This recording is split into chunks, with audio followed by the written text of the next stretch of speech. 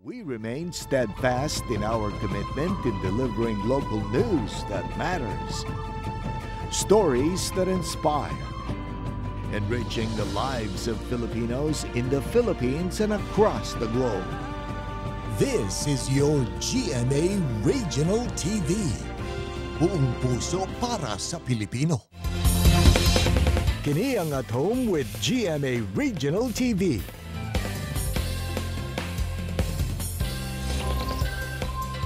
Mayong buntag, Southern Mindanao ug Caraga Region. Kini ang At Home with GMA Regional TV. Atod namo ang mga importanteng balitang lokal sa Northern ug Western Mindanao.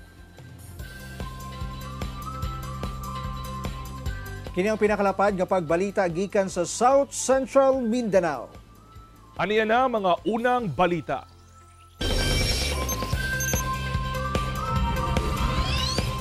Ihap sa ginatutukang barangay sa Davao Region nga areas of concern sa barangay ug sangguniang kabataan elections. Nadugangan samtang ubay-ubay na ka kandidato ang naisyuhan ug show cause order nga gireklamo kalabot sa premature campaigning. Ani ang report ni Jandy Esteban. Nadugangan ang ihap sa mga barangay sa Davao Region nga ginatutukan sa otoridad subay sa teleabot nga barangay ug sangguniang kabataan elections. Gikan sa tulo, misaka na sa 8 ka areas of concern ang ginalantaw karon sa COMELEC ug Police Regional Office 11 nga ubos sa yellow category. Pero parayon pa ang ilahang assessment ini. Una makapagula ug opisyal nga listahan.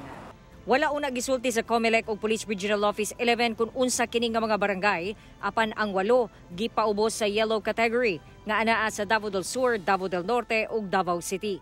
Gipasabot sa COMELEC nga kung ang usa ka lugar anaa sa green category nagpasabot kini nga generally peaceful. Yellow category mao ang mga lugar nga dunay mga kagubot nga nahitabo sa nakalabayng duha ka eleksyon ug dunay bangi sa magkaatbang nga mga kandidato. Ang orange category mao ang dunay hulga sa local armed groups o mga communist terrorist organization. Ang red mao ang dunay grave concern. We had a coordinating conference yesterday and then they identified 8 yellow only. So kasi ang yellow is based on the previous elections na medyo may history kaya nag-yellow sila.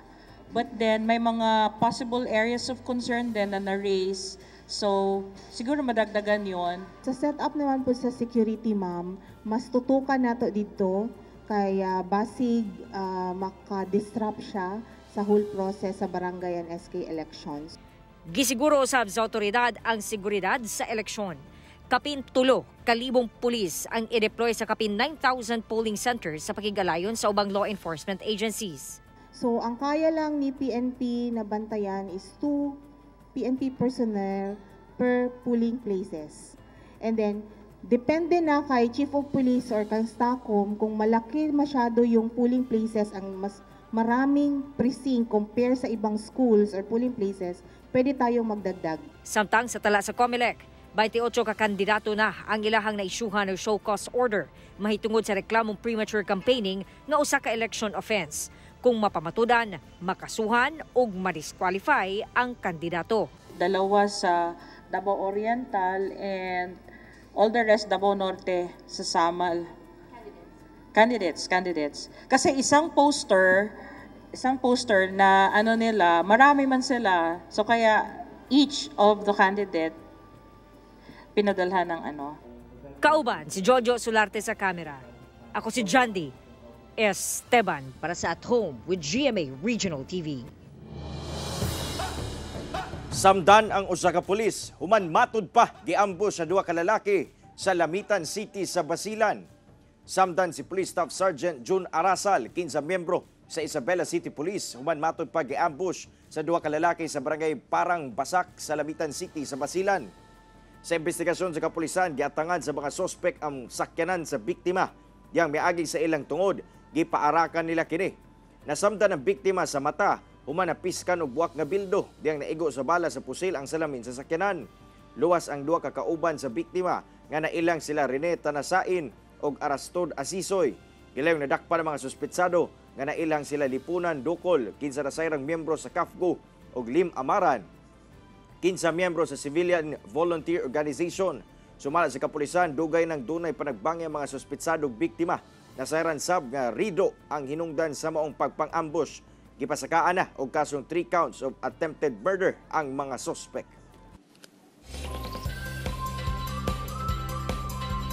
Andam na ang mga aktibidad sa selebrasyon sa umaabot nga 2023 Hermosa Festival sa Zamboanga City. Ano yung report ni Efren Mamak? Andam na ang Zamboanga City Tourism Office alang sa mga engranding aktibidad kalabot sa selebrasyon sa Hermosa Festival 2023 nga magsugod karong Domingo, Oktubre 1. Anaa sa kapin 70 ka mga aktibidad ang nakatakdang ipahigayon. Lakip dini ang Regata de Zamboanga o Winter Race nga salmutan sa kapin 200 ka partisipante.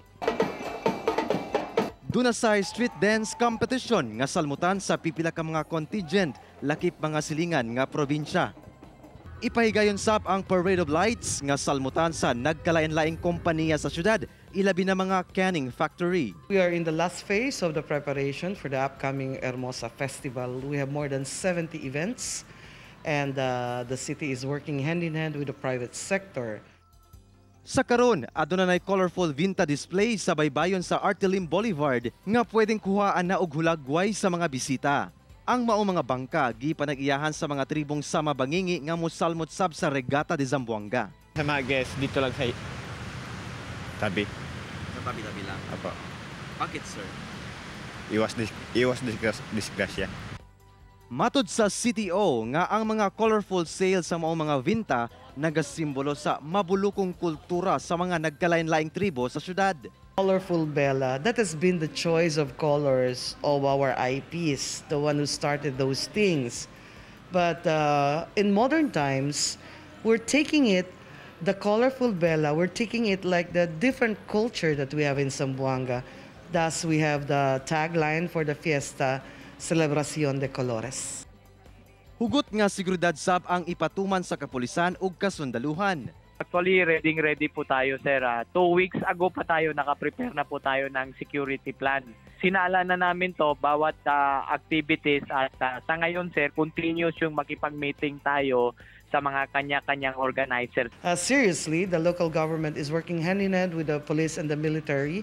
And there has been series of security meetings, security briefing that has been going on. And I'd like to believe that the police and the military is on top of the situation. Ang Hermosa Festival usa ka pagpasidungog kang Nuestra Señora la Virgen del Pilar, ang patron saint sa Zamboanga City.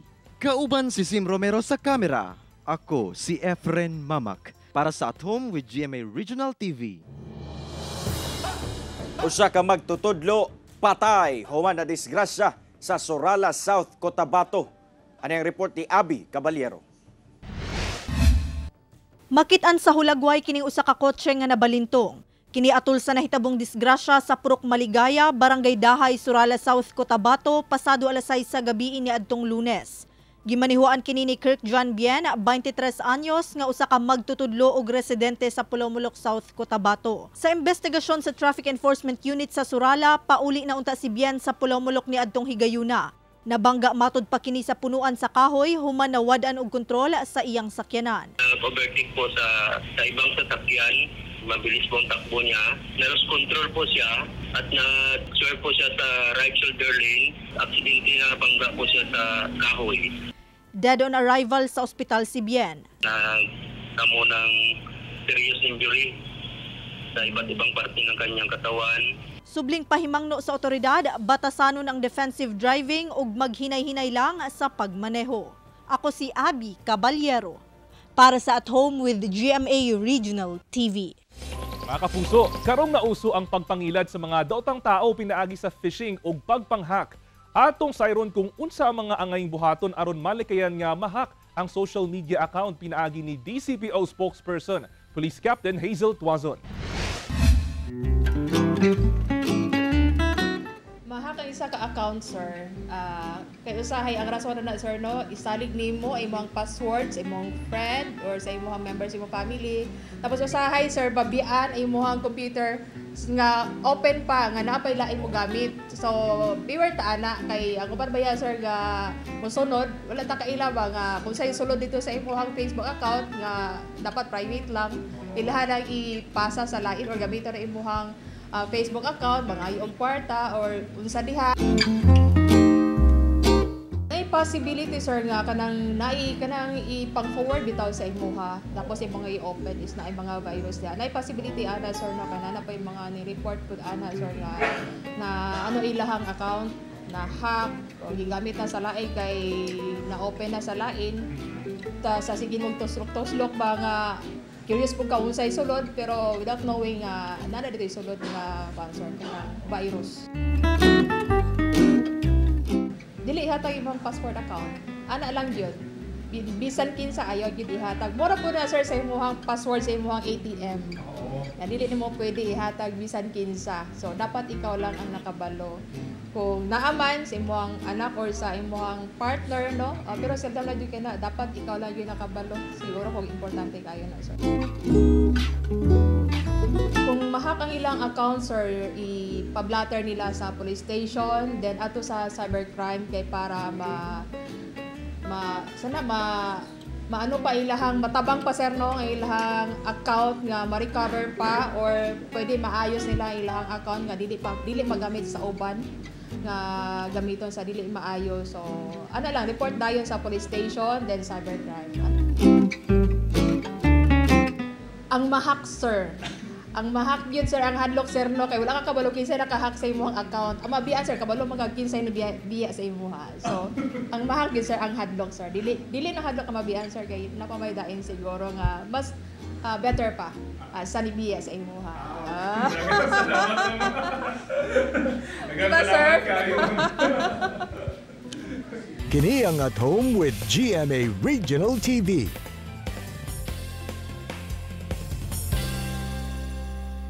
Kini ang At Home with GMA Regional TV.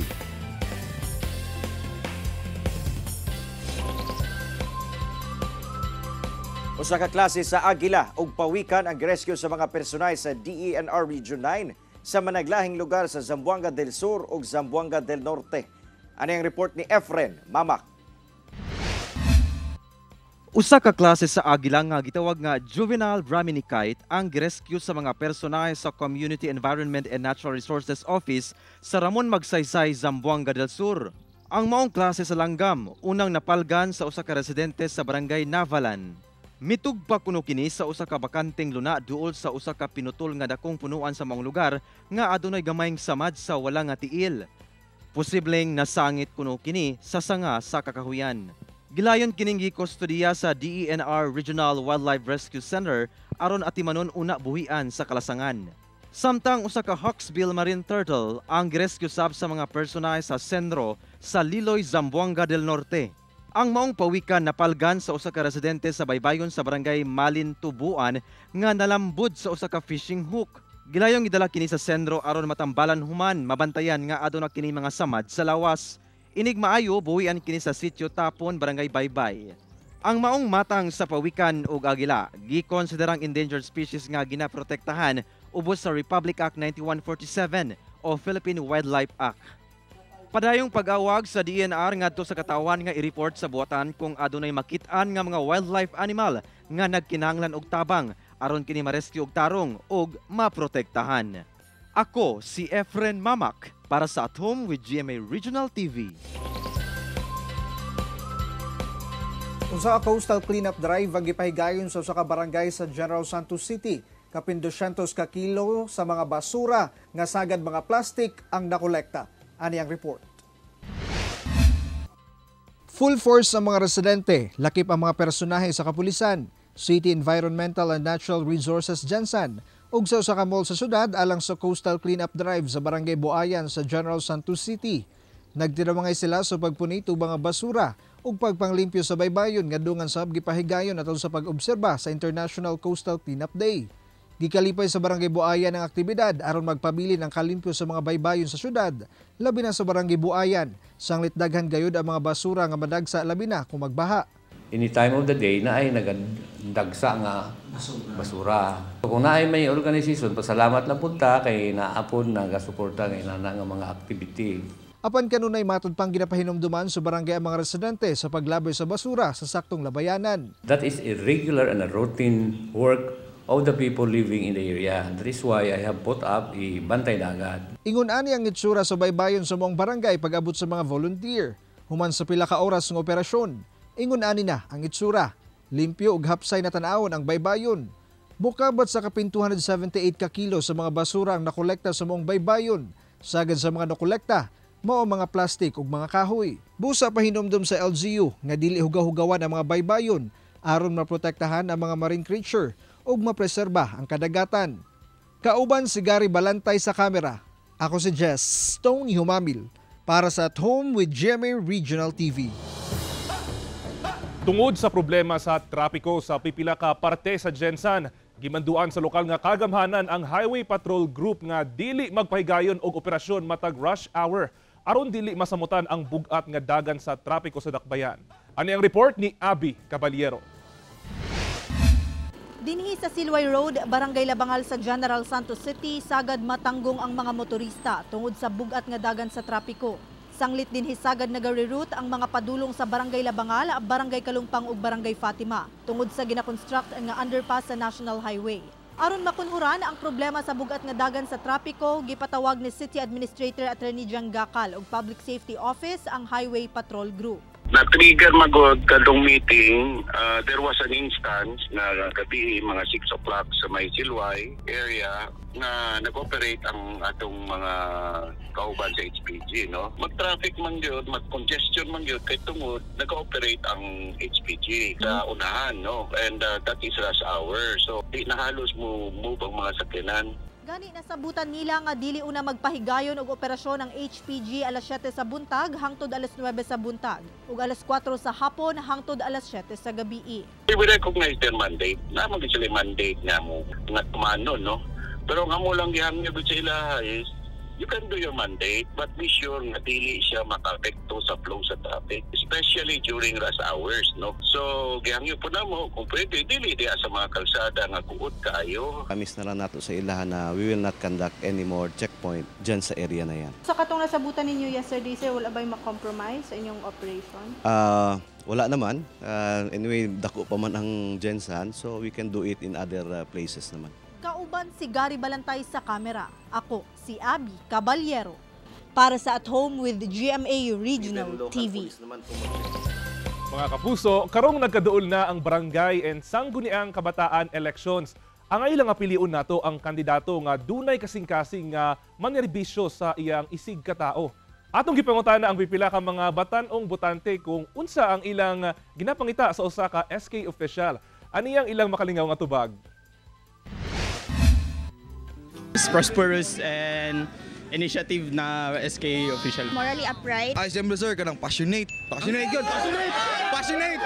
Passionate kanang kuan sa community sir. Nag-give back sa community sir. Someone nga na you're sincere na like intention to help the youth manggod. Butan! Tapos responsible! Morally upright. May commitment siya sa iyahang trabaho. Sa inclusivity also. Di ko mudagan, sir. Mulakaw lang. Mulakaw lang ko. Yes, sir. If in Ana, sir, I would... Ang ako, sir, is katong mga kids na nasa dalan-dalan, sir. Gawa ko ng sa education. Kanang maghatag og libreng trabaho. Trabaho. Libreng trabaho, way sildo, libre man. Ay, nonso kang serious sir kanang kuan. Kanang dance program. Dance sayo. To empower the youth to know their rights manggod. I would prefer kung mag-promote sila og like for environmental projects, inclusivity, especially sa mga PWD. Ang pagkalimpyo sa among lugar. Basketball, of course. Height pa lang. Basketball you go, sir. Wow. Tuy manggod pag ana sa bola, mo kuan man na siya. Kuan na siya. Graphically speaking. Graphically speaking na siya. Pag-ana na siya, pag-ana na niya. Turbo na siya na. Pag-ana, wala na. Wala na. Pageant. Like, ano man God, dili lang man na siya for beauty. And then in pageant, you will hear the words, the empowering words from ladies. Dapat tanan pod maka-join pod ba, dili lang pod sa sports lang o pageant. Apil pod ang ubang tao na maka-participate pod, na maka-contribute sila sa atuang barangay. Kini ang At Home with GMA Regional TV.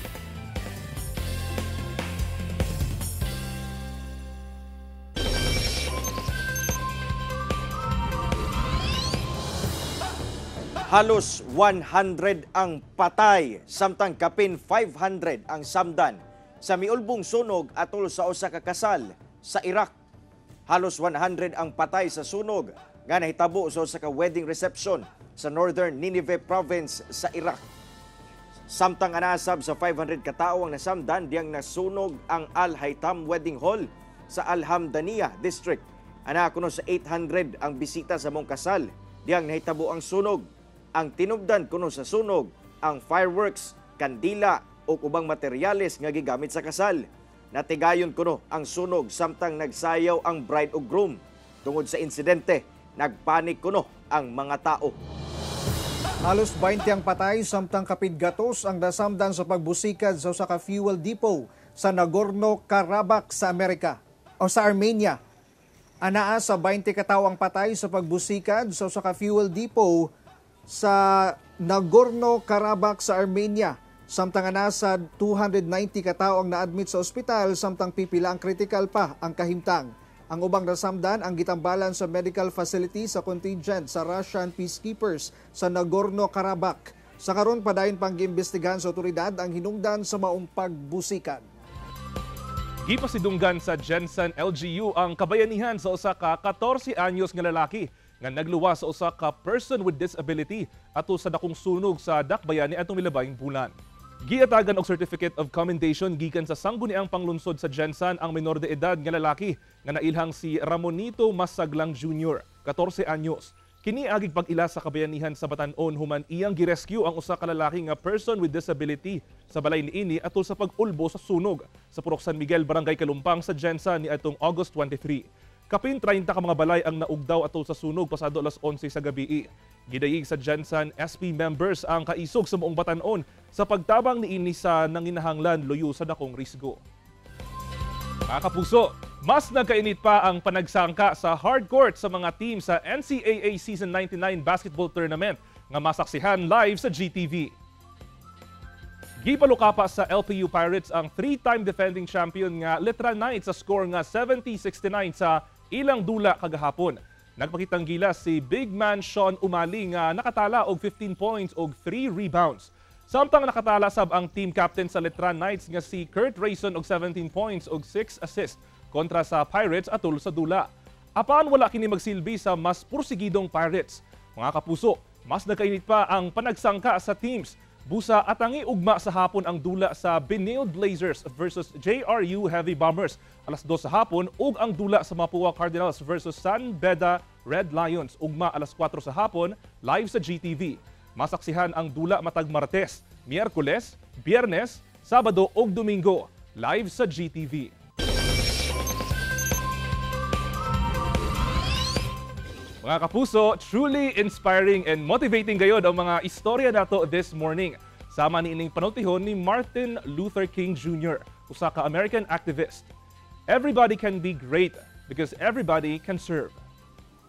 Ug mga kapuso, 88 days na lang, Pasko na! Mao kadto ang mga uling balita sa Mindanao karong adlaw. Mabahimo ninyo kining makita pag-usab pinaagi sa pagbisita sa official website sa GMA Regional TV o bisita ang among official YouTube channel. Og i-click ang subscribe button para sa pinakaulahing balita. Daghang salamat sa atong mga kapuso sa Mindanao nga nagalantaw kanamo ug sa atong mga kapuso abroad. Padayon lang sa pagtutok sa mga lokal nga balita batag adlaw tungod sa GMA Regional TV. Local news matters. Kami sa At Home with GMA Regional TV. Tibuok puwersa para sa mas dakong misyon ug mas salapad nga pagserbisyo sa nasod.